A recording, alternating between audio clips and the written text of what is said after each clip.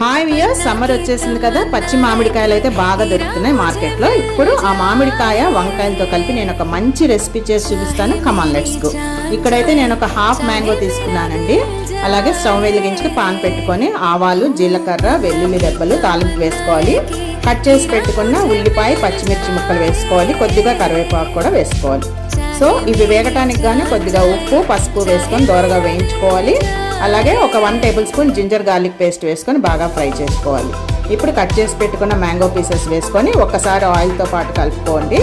అలాగే మనం కట్ చేసి సాల్ట్ వాటర్లో వేసుకున్న వంకాయ ముక్కలు కూడా వేసుకొని దోరగా మొత్తం అంతా అడుగు నుంచి పైకి మసాలాలన్నీ కలిసే విధంగా కలుపుకోవాలి.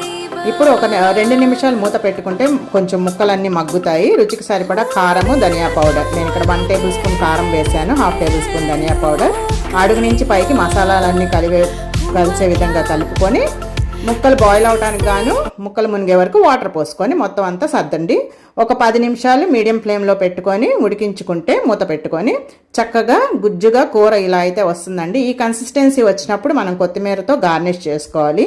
ఈ వంకాయ మామిడికాయ కర్రీ వైట్ రైస్లోకి అయితే చాలా టేస్టీగా ఉంటుంది. నోటికి ఎంతో రుచిగా ఉంటుంది. మీరు కూడా ట్రై చేయండి. ఎలా ఉందో కామెంట్ చేయండి.